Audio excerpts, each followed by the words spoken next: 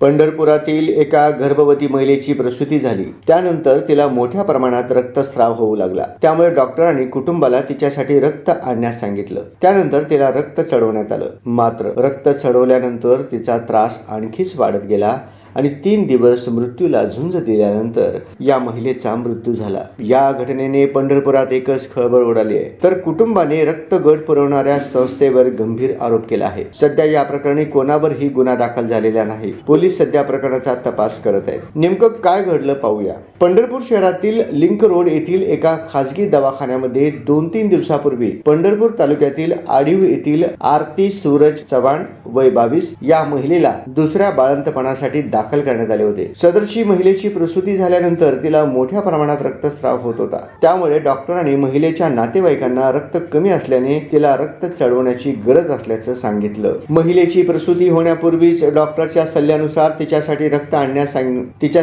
आणण्यास सांगण्यात आलं होतं. त्याप्रमाणे कुटुंबाने एका ब्लड बँक स्टोरेज येथून ओ पॉझिटिव्ह रक्त आणून ठेवलं होतं. परंतु डॉक्टरांनी रक्त चढवल्यानंतर बाळंतीण महिलेला जास्त त्रास सुरू झाला. त्यामुळे डॉक्टरांनी तिला सोलापूर येथील खासगी दवाखान्यात उपचारास घेऊन जाण्याचा सल्ला दिला. त्याप्रमाणे त्या महिलेच्या नातेवाईकांनी सोलापूर येथील खासगी दवाखान्यामध्ये उपचारासाठी दाखल केले. तिथेही तिला रक्त चढवण्यात आलं. परंतु 3 दिवसानंतर तिचा त्रास काही कमी होत नव्हता. तेव्हा डॉक्टरांच्या लक्षात आले की ब्लड बँकेने चुकीच्या रक्तगटाची पिशवी दिली. तिला चुकीचं रक्त चढवल्यामुळे तिचा त्रास वाढला होता. त्यानंतर गुरुवारी 4 डिसेंबर रोजी दुपारी सोलापूर येथील खासगी दवाखान्यामध्ये उपचार सुरू असताना आरतीचा मृत्यू झाला. या घटनेनंतर कुटुंबाने एकच आक्रोश केला. आरतीच्या जाण्याने 3 दिवसाचं बाळ मायेला मुकलं आहे. सध्या पोलिसांनी या प्रकरणी अद्याप गुन्हा दाखल केलेला नाही.